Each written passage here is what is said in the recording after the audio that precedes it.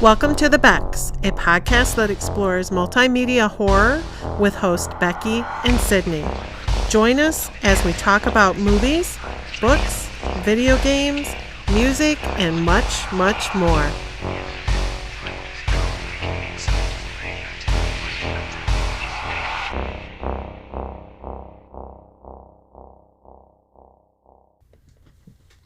Thank you so much for joining us. My name is Sydney Rebecca.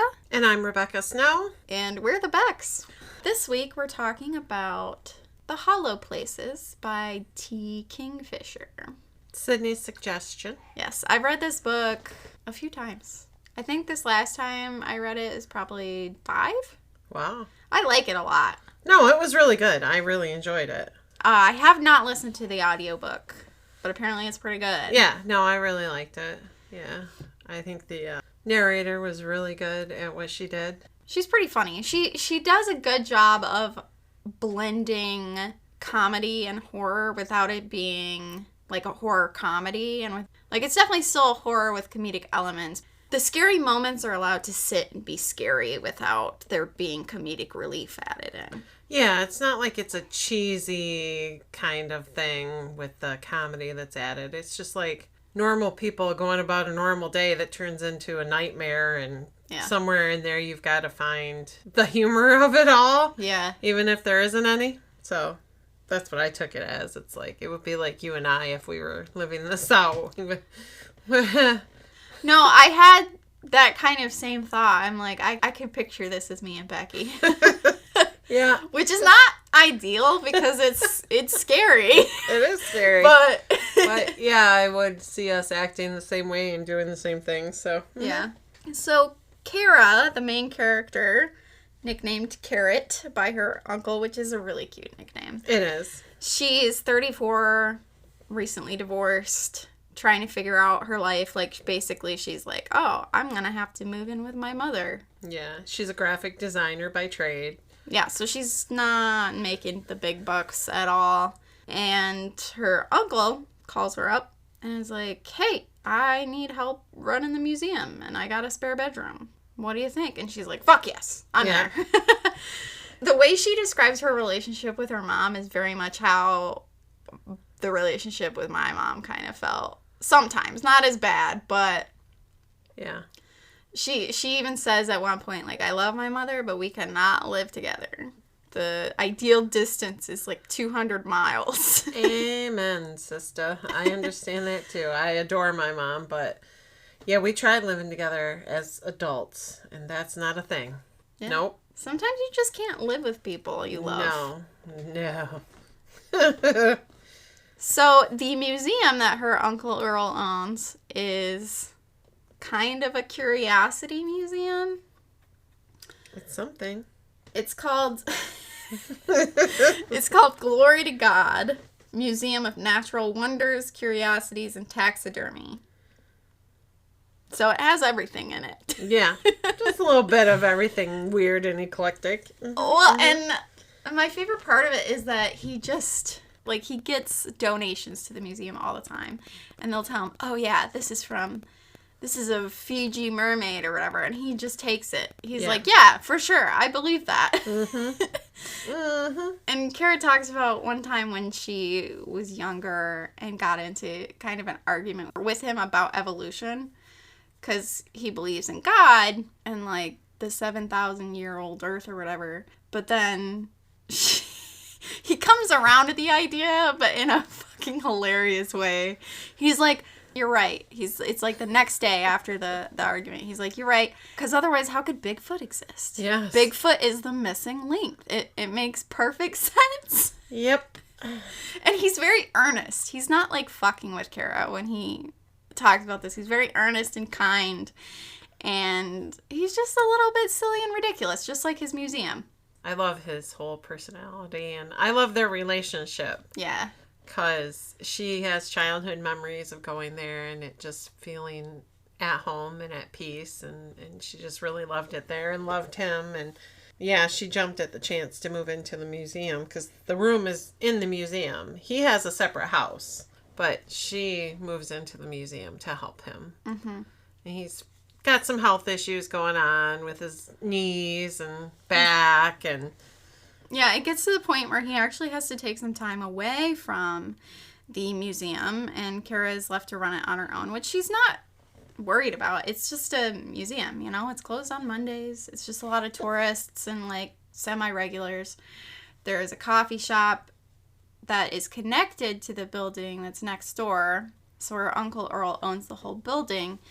And the coffee shop actually has an apartment above it, which is where Simon, the barista that runs the coffee shop, lives. And Simon's a great character, too. Yeah, I love Simon. He's a quirky, funny gay man. Yeah, like, everybody wants to have a gay best friend, right? He would be the one I'd want, because he's funny, and he's got personality, and he's got kind of a dark sense of humor at times. Yeah. Yeah, I would say, I don't think he's, like, too stereotypical. I don't know. No, he's got a lot of stuff in his background, too, that you're like, what? Yeah, like he was raised by circus clowns or something. Yeah. Like, really weird shit, which if you, I don't know if you listened to the author's note at the end, but the author, she said that she knew a barista that was like Simon, but she actually toned it down for the character because she thought it was too unbelievable. Oh, man, I love people like that. Yeah. They're so unbelievable, you can't... Yeah, so real life person Simon is based on. Things get a little weird. She starts cataloging and making a spreadsheet to try and inventory everything in the museum because there's just so much shit. And she wants to be able to find stuff when people ask. And so she's just trying to, in general, organize it better because there's just shit strewn everywhere. Yeah. And she keeps getting these boxes that she ends up having to add to the catalog. And one of them, it has like skulls in it, some taxidermy animals, a wood carving of a corpse and an otter, and like a banana leaf book. And it's all pretty typical stuff for the museum. Yeah, always something weird coming in. So every day she says she's cataloging new stuff, adding it to the catalog as it comes in, and then finding places for it to be. And she's taking pictures, and she's kind of wanting to get the word out about the museum and try to help her uncle make a little more money and just be successful. And yeah, playing around with the idea of a website and Yeah. updating the social media and all that stuff. So Uncle Earl's health starts to decline, and this is when he has to take his little absence. He has to go to Raleigh. have knee surgery. Is that what it is? Yeah. That how it's pronounced? I don't want the Carolinian people to fucking want to kill me because I said it wrong. Listen, they're very passionate about the way that you say their city names. Because, like, my brother Adam, for example, he gets real worked up when I mispronounce the words or the names of the... Oh, I know. When I went to Virginia, when Mike and Belinda were stationed in Norfolk, but that's not how they say it. It's Norfolk. Norfolk? Norfolk. Yeah, that's how the locals say it. I think it's just the southern draw. But for a while, I was like, what? I can't say Norfolk. But, yeah, they're not hard on that L. But it's... That's weird. Yeah. Well, it's like my brother lives in this town in the middle of nowhere, Alabama, called Beatrice. It's spelled Beatrice, which is how any normal person would say it. I digress. Anyway. Beatrice is how they actually say it. Yes. That's weird. I mean, I guess, like, I lived over in a town where there's a road that's spelled Kokosing. And we pronounced it Cocosing. But anybody that comes up from downstate or wherever, it's, Cocosing or Cockosing or, Cocosing.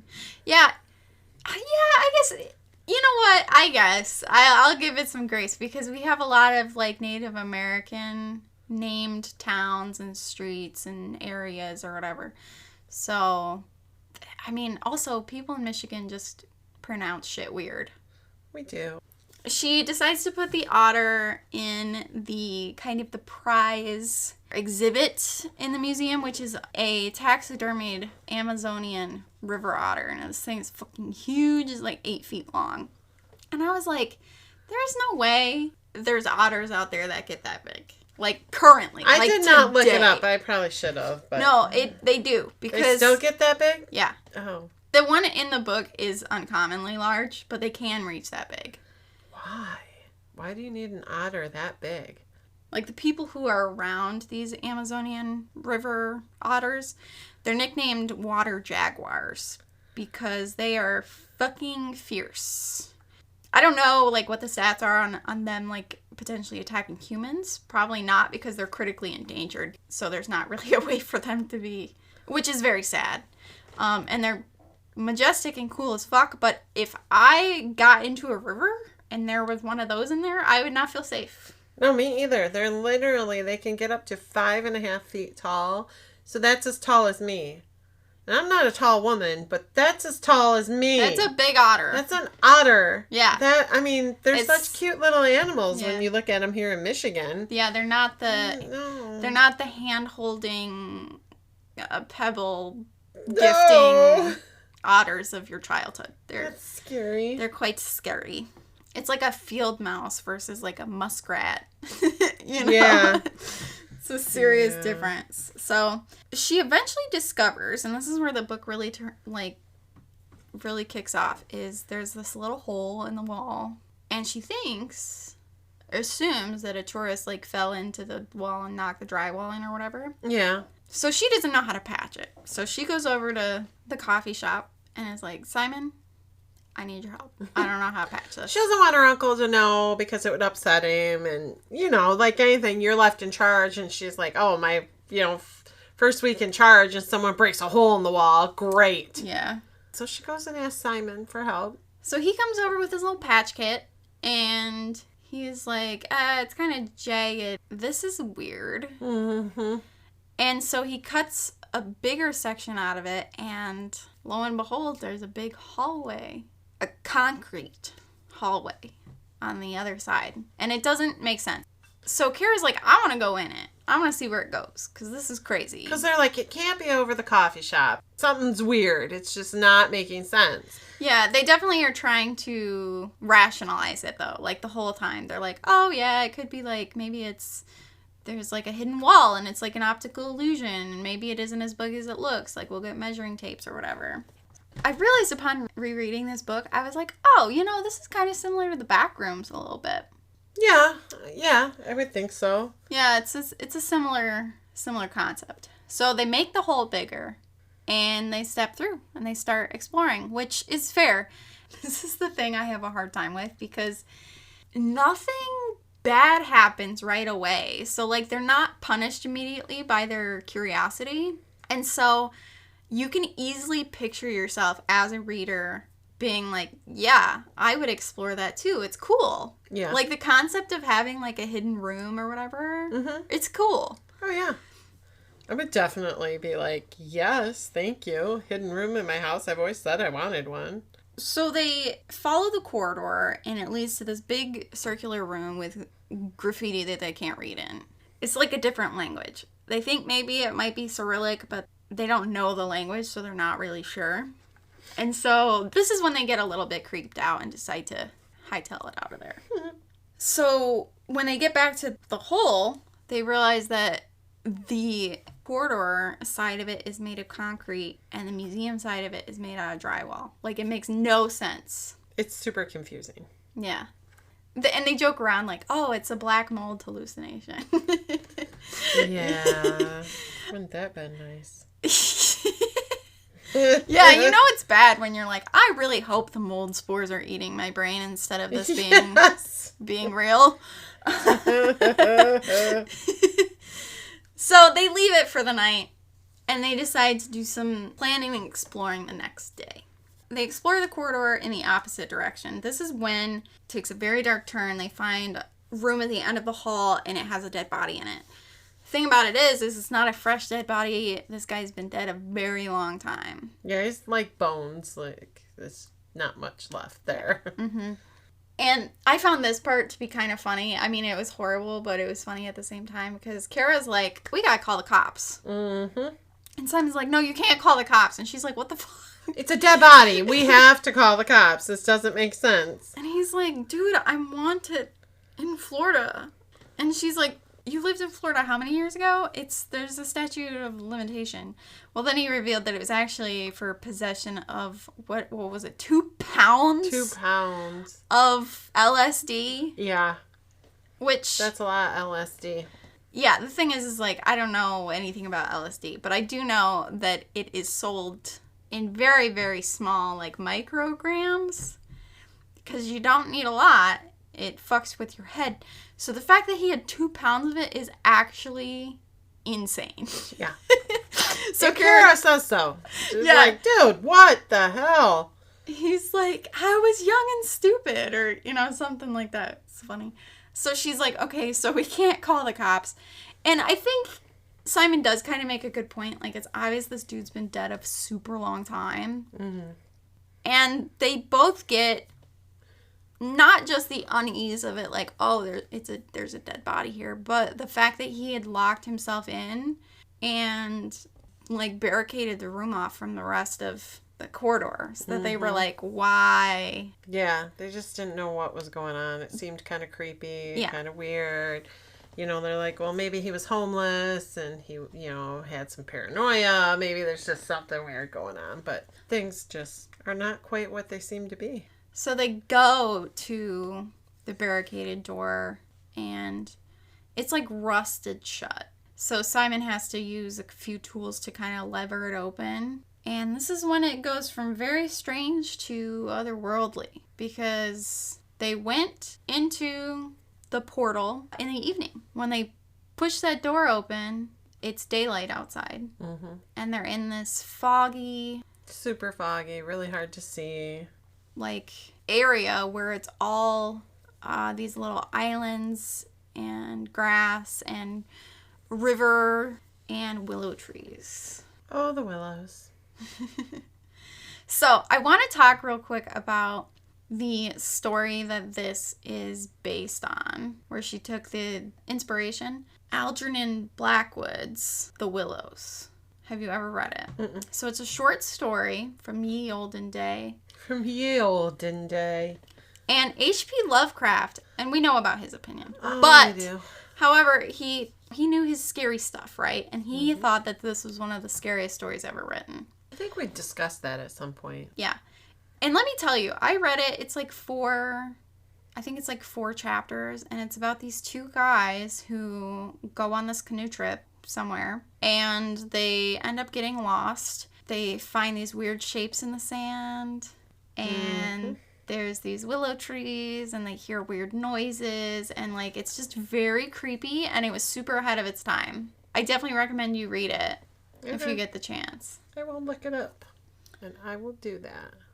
But I really like willow trees, and now I'm starting to wonder about that. You should. I used to play in the willow trees at my mom and dad's when I was little. Nope, you have to be suspicious now. No, yeah. I wasn't before. Willows were like, I love willow trees. I wish there were willow trees everywhere. But now I'm like... Which, in the area we are in, we live by one of the Great Lakes. So there's quite a few willow trees in our area. One thing I don't like about willow trees is they're so dense, and then there's bugs that crawl down on them, and you don't know it, and you're playing in them. So maybe not. But now I have other worries. I have other worries about the willows. Not just natural, but supernatural worries. And now you want me to read this other story about them being creepy. Cool. So... they look around and they realize that all of these like little islands are kind of identical, and they each have a big door coming out of like a concrete bunker, just like the one they seem to have just left. So they start exploring, which is, again, it's not like they're not super scared, which is weird because you just came from a dead body. I don't know. If I go through a hole in my wall in my home and find a dead body in what is like a bunker where he's like sealed himself in, so whatever is outside of that is worse than sealing yourself in and dying, I'm not sure I'm gonna... let's go check this out. I don't know, but humans are curious, so... Yeah, because again, it's like this story is able to balance human curiosity and one would argue human stupidity. Oh, definitely. In a way that's stupidity. that's really realistic. Because it's funny, because a couple of times Simon's like, this is what people do in horror movies and they end up dying. And Kara's like, it's fine. We're not in a horror movie. It's fine. No. So they explore and they come across a school bus. Now, the thing about the school bus is that it's the wrong color. Kara's a graphic designer, like Becky mentioned before. So she knows exactly what the right shade a school bus is supposed to be. Like, it's pretty universal. Yeah, yellow school bus. Yeah. It's supposed to be... if you see other colored school buses, it's for something else. Like, around here, it's white buses for taking the people down the river. Yeah. Hauling them up and dropping them off. Things like that. But yellow school bus is... Yeah, you know what it is. Yeah, it's more orange than it's supposed to be. And it says Biracopa County School written on the side of it. And it's the wrong font for school buses, too, is something else that Kara notices. Mm-hmm. And she's never heard of Biracopa, but there's a lot of counties in the world. This is one of the most fucked up parts of the book. In fact, I feel like it's one of the worst, like, genuinely. Because there's other scary stuff that happens, and even, like, later on at kind of the climax of the book, like, you're disturbed and freaked out. But, well, we'll get to that in a second. But it's just, there's something about this scene that has sat with me ever since I first read it. It's so creepy. Oh, so one other quirk about Simon that I forgot to mention, it's actually super plot relevant, is that he found out when he went to an eye doctor, which I want to ask our boss about this. Oh my God. So apparently his eye, there's something about it that, I don't know, this seems like fake science to me. But anyway, his eye doctor basically said that he was a twin in utero. And he, like, ate his twin, and one of his eyes is actually his dead twins. No. It can't be real. I don't know, because, they said he absorbed it. My friend's mom, she had, like, a tumor, and they operated, and it had teeth and hair. So they said it was her twin that she had absorbed in the uterus. What the fuck? Yeah, it was, I think, in her abdomen. Okay, this is a really weird thing about me, but I feel like if that had happened to me, I would make it part of my personality. I'd be like, yeah, I ate my twin. And then they had to remove... Isn't there a scary movie out there about the twin living in the back of the head? Isn't it Malignant? Oh, yeah, it is Malignant. Yeah, it's crazy. Okay, so anyway, this... We digress. Yeah. This eye makes his depth perception is fucked up and he can't really see very well out of it. But he sees things with it sometimes. Yeah, weird stuff. He mentioned, auras. Something happens. Like, they get spooked by something. I can't remember what it is. They heard a noise, didn't they? Is that when they heard the noise? Yeah, I think this is when they start to hear this freaky noise, and it seems like it's getting closer. So, now let's not forget that when they walked away from their bunker, they marked it. Dummies. I know. It's like they remembered measuring tape and, like, granola bars and, like, a toolkit. Yeah. Simon had, like, a toolkit, but they didn't remember chalk or, like, rope. Yeah. Or anything remotely useful. Yeah. They just marked it with, what was it, a little stick or something? Yeah, it was a little fucking stick, dude. We'll put it by it. That should do it. Okay, away they go. So, yes. So then they get spooked as they're exploring. Oh, I know what happened. They did hear the sound. That's not what spooked them. It started to rain. So they just went into the bus. That's right. They just went into the bus to take shelter from the rain. And...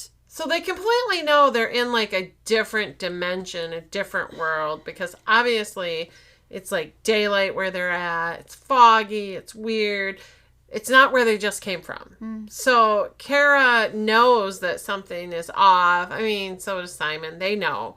But they just really, they're like, oh, well, this is kind of cool. There's a river. There's, all these willow trees and grass and blah, blah. Well, again, they're rationalizing everything. And there's holes. Like, they see these holes in the ground. Kara thinks they're antlion dens. Yes. Which some of them would be pretty big fucking antlions, but yeah. we'll get to that. That's what they think. Weird world, right? Yeah.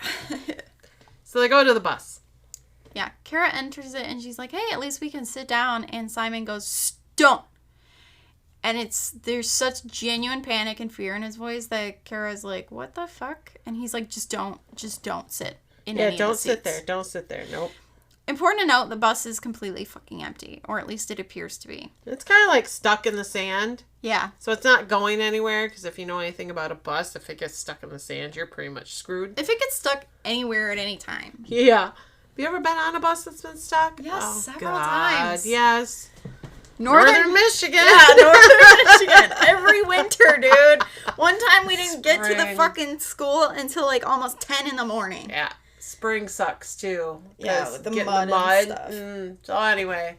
So they sit down against like where the levers are to open the school bus door, and they face the seats, and they wait for the rain to slow down. But as soon as they kind of get settled, and they do rest there for a minute, Kara thinks she falls asleep.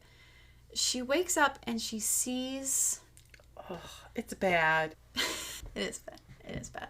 She sees what appear to be children stuck, writhing in the green leather of these school bus seats. Like they're part of the school bus seats. Like They're trying to... enveloped in the seat. Yeah, they're trying to reach them. Yeah, they're like they're not pushing on it, trying to reach through. Yeah. And then Kara looks to the side and she realizes that there's a bus driver too. But she can't see him. She and Simon describe it as like, you have to look sideways. Because they're not there, really. They're on the other side. So this terrifies the fuck out of them. Well, wouldn't it you? I mean, if I woke up... Just reading it. I didn't even have to be there. Just reading that, I was like, fuck that. You see those scary things in movies where, like, something's pushing against a wall and it moves out towards you or whatever. And so you wake up and you see all of these children, like, as part of the bus, just trying to escape by pushing on it. And no. I think, because this has been done in horror a few times with, like, ghosts and, like, the Demogorgon from season 1 of Stranger Things. Mm-hmm. There's an important distinction in this that I want to point out because it's inherently really fucked up because of, like, the tragedy of it, right? So, like, Kara feels like the bus driver is looking straight at her, but she just feels fear from the bus driver. And Simon is the one who's like, oh yeah, it was a lady bus driver. And she was terrified. And she was somewhere else. Like, she wasn't in the bus in the same way that the kids were in the bus. So they run away. They don't give a fuck about the rain. The thing about humans who are panic running, though, is they did not pay attention to the direction that they were going. Yeah. So they are immediately lost. Immediately. They think they know their way back towards the bunker they came out of, but they're not for sure. They literally are like, well, do you remember? Well, it's got to be this way. Well, do you remember what it looked like? Yeah, well, we marked it. But then they realize that the water level has risen. Mm-hmm. And it's changed the landscape of everything. Yeah. And there's bunkers everywhere. Yeah. They all look the same.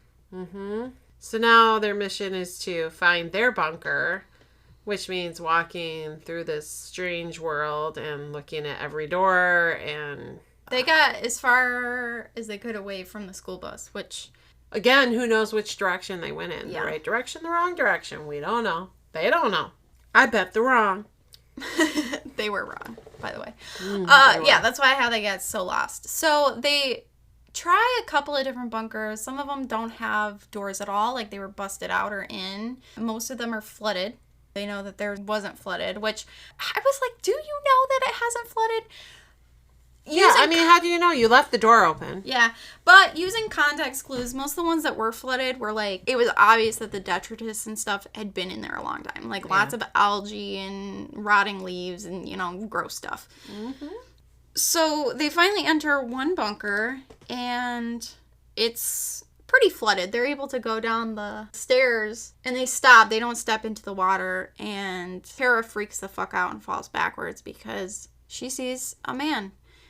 And not a dead body. This person is alive. And he's all sorts of fucked up. He's like, extremely emaciated. His hair is super long. He's just in the water. Like, just existing in the water.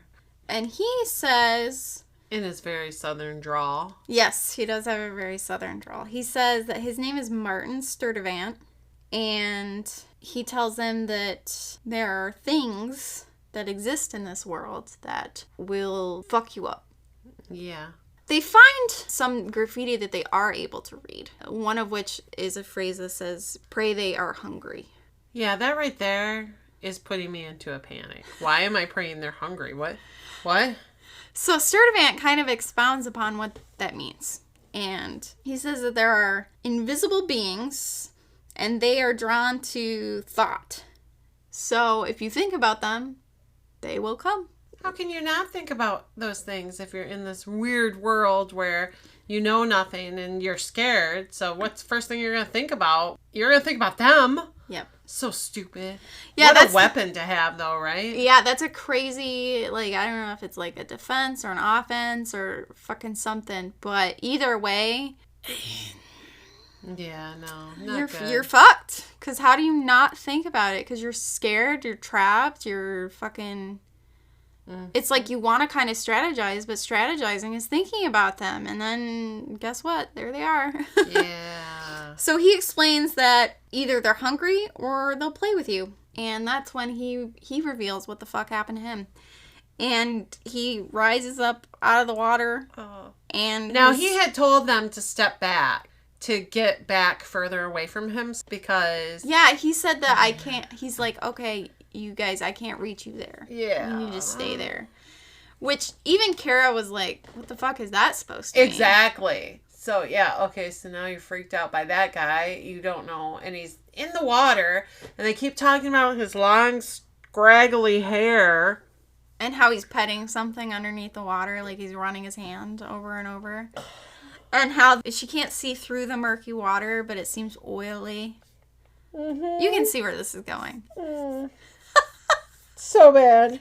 So he kind of like draws himself up out of the water, and he said that they took him apart, and his lower half is just a mass of unraveled organs. And that was what he was petting underneath the water.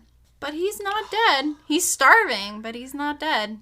And he's literally in the water all the time. Like, he's not leaving this water, and that's where his organs are. So what they were seeing, the black oil slick and everything, it was the goo from inside of him. Yeah. He so said, bad. He basically said, like, they halfway got me, but I was able to escape down here, and they couldn't get their roots in. And that's why I'm safe down here. And he's like, for now. They'll probably get me eventually.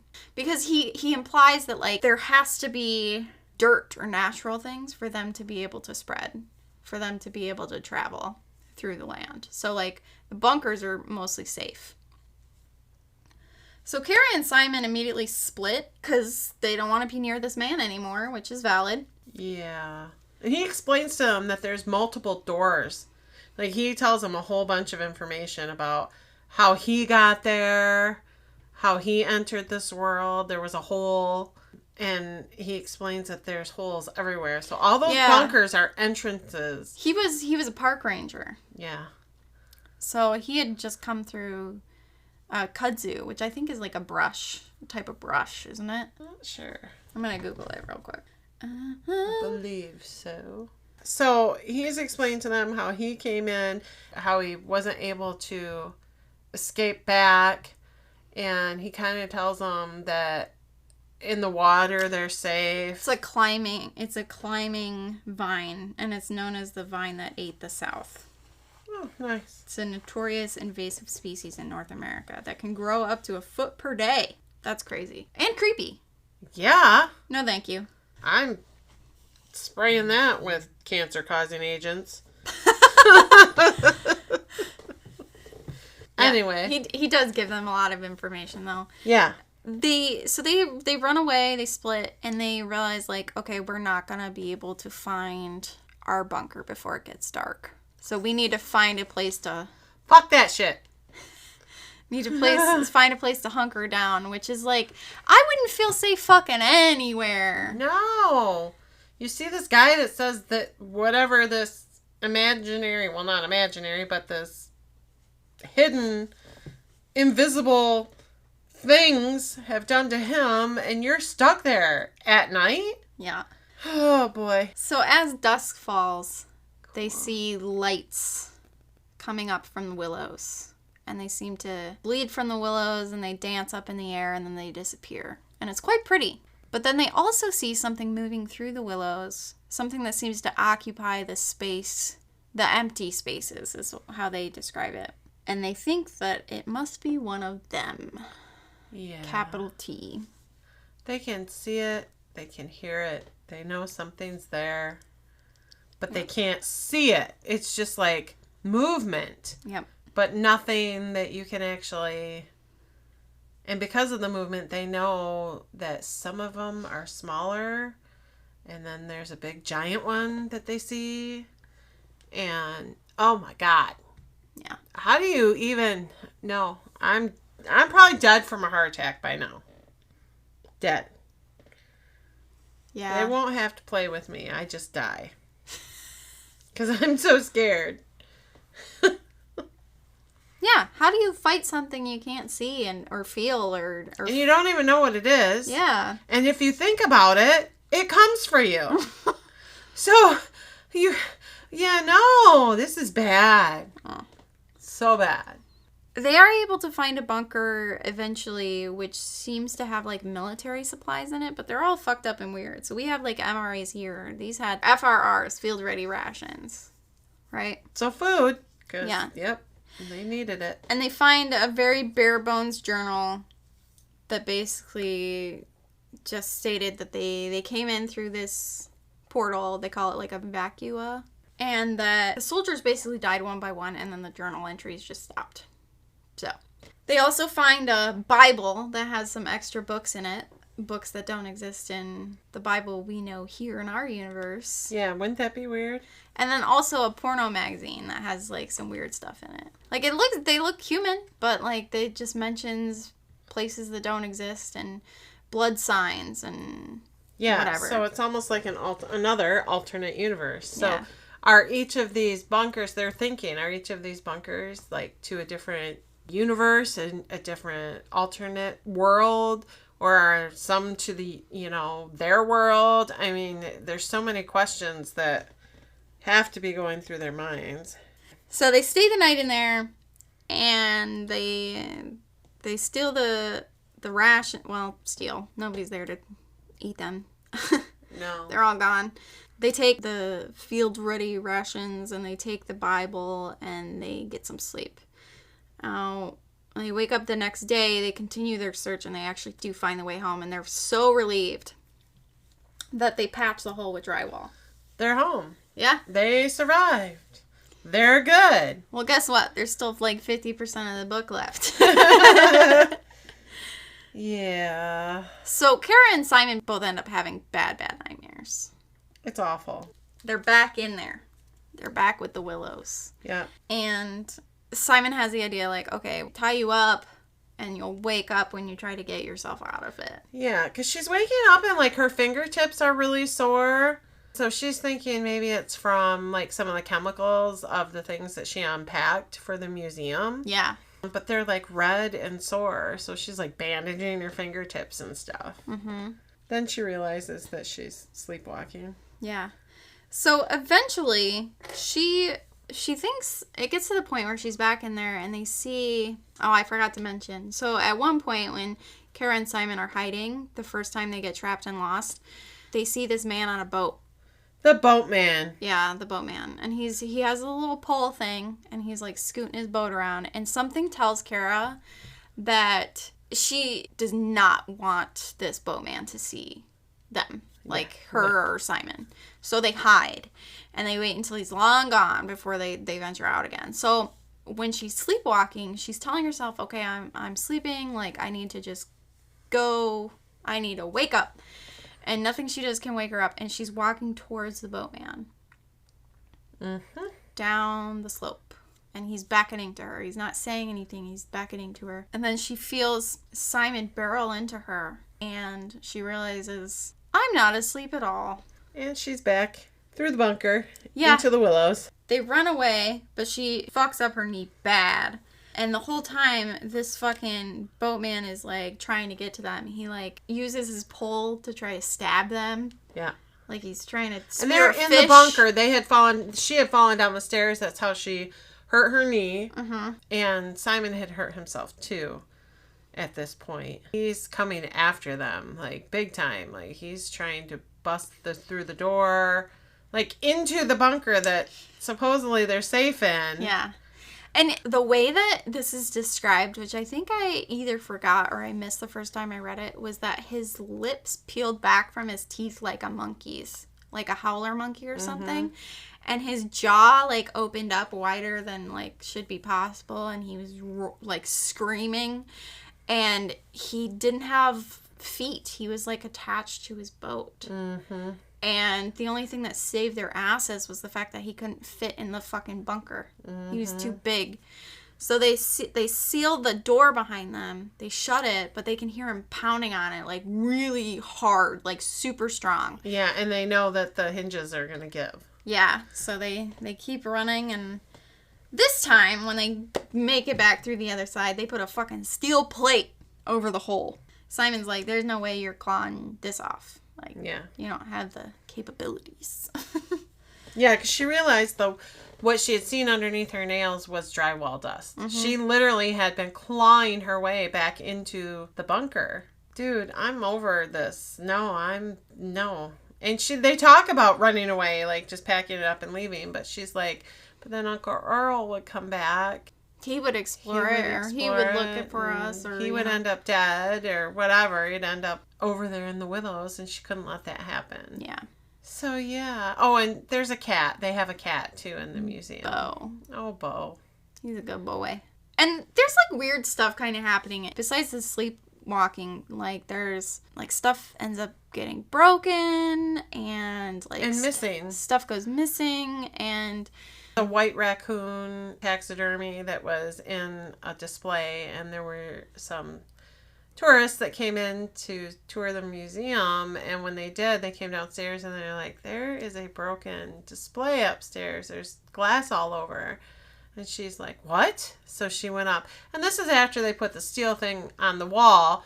And she had kind of peeked up there because her knee was hurting so bad. Going up the stairs was hard for her. Yeah. So she just kind of peeked to make sure that nothing had been moved. And it hadn't. So she was like, oh, I'm good.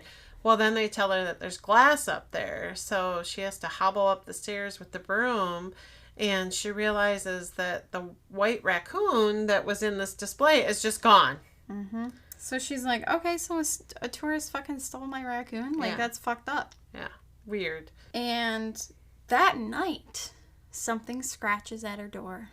And she wakes up to Bo, like, howling and staring at the door and hissing. And she's like, what the heck? It must be a rat. So, yeah, like a big fucking rat. Yeah, I'm like, why would you think, first thing, after everything that's happening to you, and you're going to think it's a rat? But okay. I mean, maybe that's your way of protecting yourself, but I'm not thinking it's a rat scratching at my door. And this is where... I have beef with Kara as a character a little bit. I mean, she did feel bad about this, but she opens the door. Was bad. She opens the door and sets Bo loose on whatever it is, and they get into a big fight and disappear into the darkness of the rest of the museum. And she's realizing it's big. Okay, so I just want to... This is a little anecdote, okay? One time, my cat Brie found a little baby mouse in our apartment. And I was hearing squeaking. And I was like, did I imagine that? Like, is it one of the cat toys? Like, I wasn't sure. So I heard it again, and then I hear meow, meow, meow. Like, she's trying to tell me that there's something in her house. So she has this mouse under one of her paws. She's just, like, lightly pressing down on it. I thought it was dead. Like I said, it was a little baby mouse. And I'm like, ew! Like, stop touching it. And then, so she lifted her paw away. And then it played dead for a few minutes, and then it, like, got up, and then I was like, it's gonna bite my cat! Like, this tiny little baby mouse. I was so worried about my cat getting fucking rabies from this little baby mouse. I don't know. Like, diseases or scratches or something. Yeah. Let alone a fucking rat. Yeah. A giant rat, apparently. It couldn't be me. I know. I couldn't have done that either. So First of all, I wouldn't have opened the door. I'd have been too freaking scared of what was scratching on the other side, rat or not. I know. So the good news is that Bo comes back and he's very smug. I mean, he has some tufts of fur missing and some scratches, but apparently he killed whatever it was. Kara realizes that he had ran it behind some display case, and she was like, oh God, I'm going to have to, like, throw it away because it's going to rot and be disgusting or whatever. She moves the display case, and it's the stuffed fucking raccoon. Mm-hmm. It's not a real animal.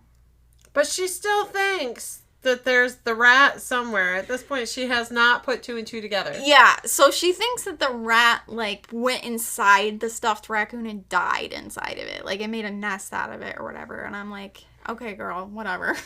Mm-hmm. So she looks at the raccoon a little more closely, and she realizes that the fucking corpse otter carving that she got way at the beginning was inside the raccoon. And as soon as she pulls it out, the silvery willow light leaks out of it, and the whole museum goes nuts. All of the taxidermy animals come alive. The fucking Fiji mermaid is snapping her teeth. There's fish flapping and birds cawing, and like, oh, fucking, it possesses a weasel and tries to bite her, but the weasel's taxidermy mouth is only wired partially open. Can't open it all the way. And she beats the shit out of it. And it goes up the stairs and Kara thinks, oh, it's trying to get away from me. And then she realizes, no, it's just looking for a bigger host. Mm-hmm. It gets crazy. Her phone gets smashed. I will say, so before it gets real serious, she gets a couple of phone calls from her ex. These are some of my favorite fucking interactions in the book. They're so funny. So the first time she's just like, it's her ex talking about how he's gonna, like, he sold the house. Yeah, he's gonna sell the house. He's got a buyer. And she's like, okay. She's like, that's good. He's like, but you love that house. She's like, I'm sure somebody else will too. I have to go.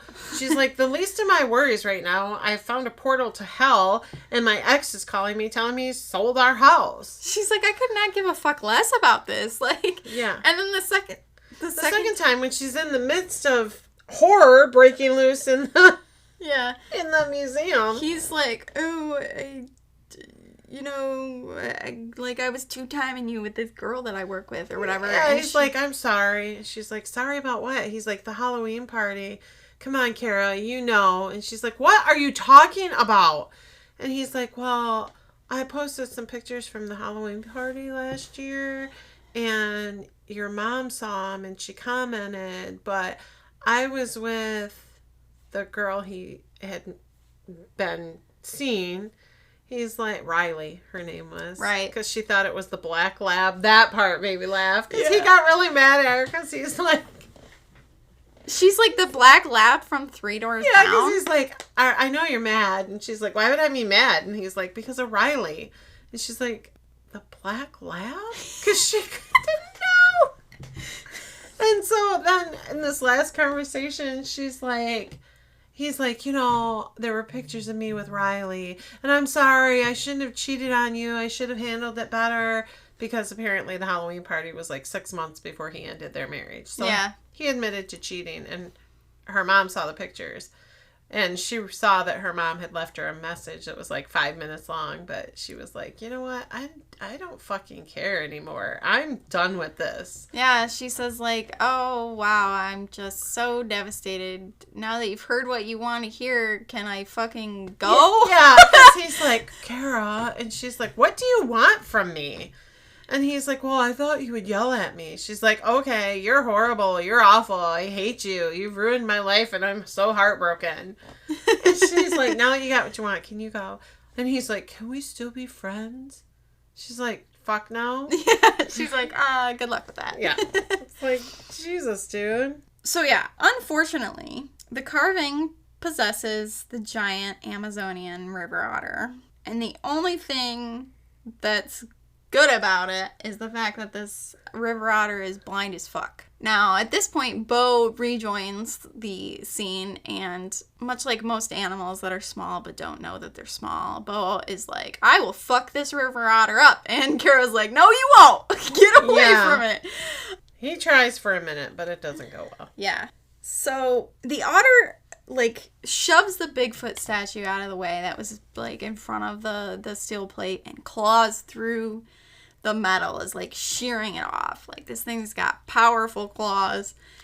And Bo shows up, Kara makes a noise, and then the otter zeroes in on them. And so she picks up the cat and runs down the stairs as best as she can with her bum knee. And yeah, because she's in excruciating pain. Yeah, her knee is so fucked up, dude. And she barricades herself in her bedroom, and she's like, that was fucking stupid. This is a dead end. What am I supposed to do? Well, inside of her bedroom is a giant elk, like a mounted elk head, that as a kid she nicknamed Prince because she was obsessed with the Bambi movie. Yeah. And her mom berated her and told her it wasn't a deer. It was an elk. Blah, blah. But so her uncle put a sign up that said his name was Prince and he was an elk, and to satisfy them both. Yeah. So, and important to note, like, she, as a little girl, she loved this fucking elk. Yeah, and as an adult, her uncle put him in the room with her.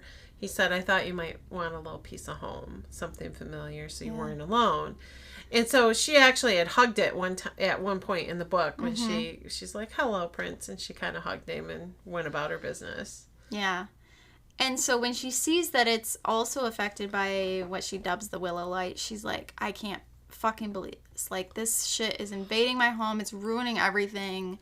Yeah, she's like, you can't be here. This place is good. Yeah. You can't be here. And what happens is the otter breaks down the door and Prince attacks the otter. Mm-hmm. And she said the type of elk it was in the book.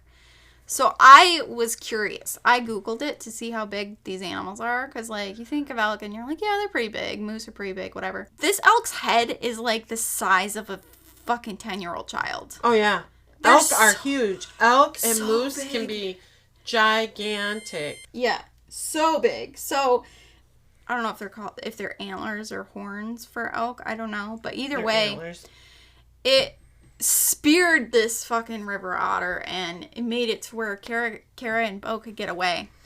So she runs up the stairs and she's like, if I can just get it out, maybe it'll just stay with the willows and leave me the fuck alone. Yeah, she has determined that the otter thing, the wooden carving, was actually the cause of it all. Yep. It's been there all along, and that it was trying to get back home. Obviously, this is its home.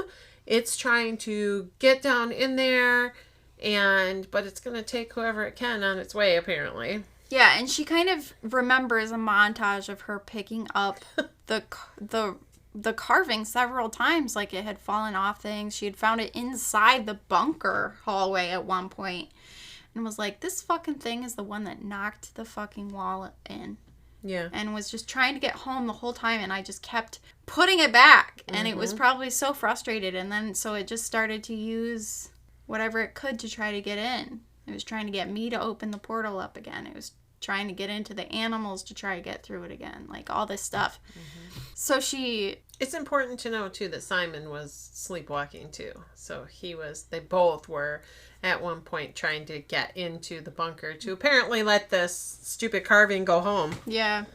So they get into she gets back into the willows, the area, and falls into the river, and she's relieved at first, and then she's like, it's not good that I'm in the river.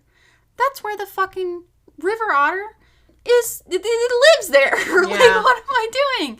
So she tries to get away, and she can feel it running after her. It even cuts open her leg. It, like, slashes at her leg. Mm-hmm. She finds herself in a bunker, a flooded bunker. And immediately I was like, dude, this is where Sturtevant is. He's gonna eat her. Mm-hmm. So Sturtevant is there. And he grabs her.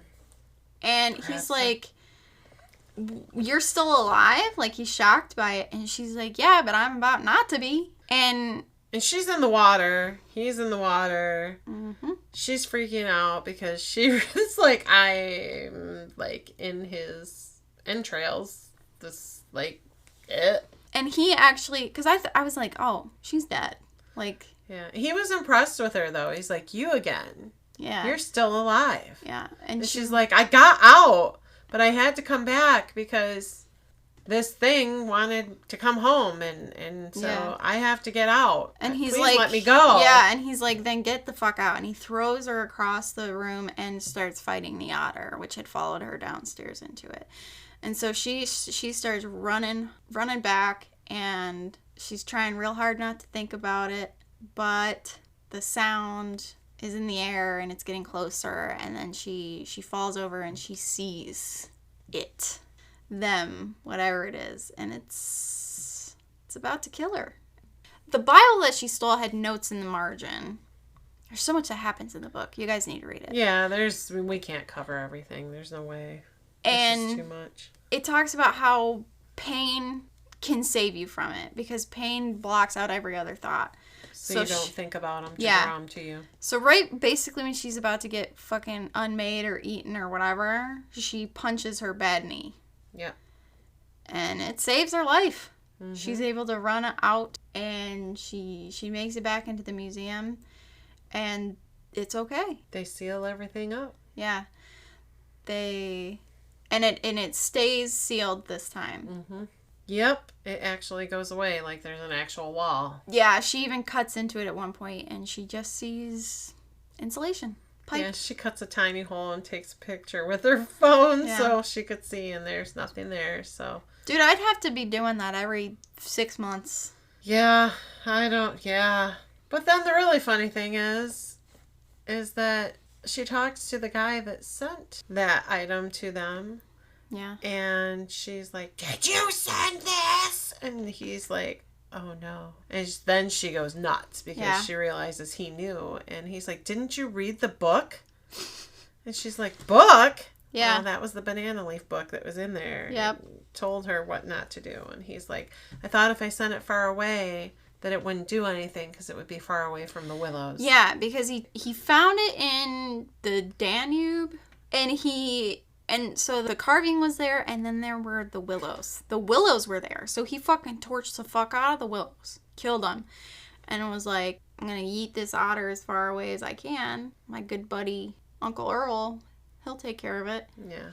Thinking that the trees were gone, and they were separated, and nothing would happen. Well, he was wrong. And she found out that all the holes that they had seen that she thought were the antlions were not. It was actually those creatures making the holes. So the willows aren't the same thing as them, but they kind of facilitate each other. It's really hard to explain. They have like a symbiotic relationship. Yeah, it's bad. It's a bad symbiotic relationship. The them that they refer to, the invisible creatures, it's like their footprints. The little cone-shaped things or whatever. Like the whole notes in the margins of the Bible thing was also a really great part of the book, but there's so much to talk about, and we're over an hour, so. Holy Hannah, that leaves a lot of editing for me. I'm sorry. With my red eyes. So, yes, this is a fantastic book.